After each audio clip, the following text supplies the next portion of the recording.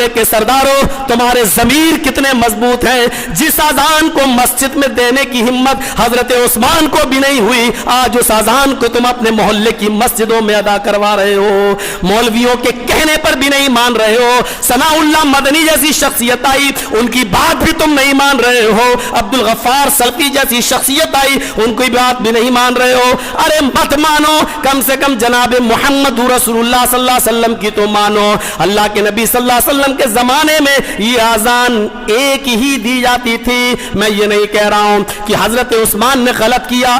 ضرورت کے تحت کیا، لیکن اب وہ ضرورت نہیں ہے، آپ کو ڈاکٹر نے دوا دی کھائیے،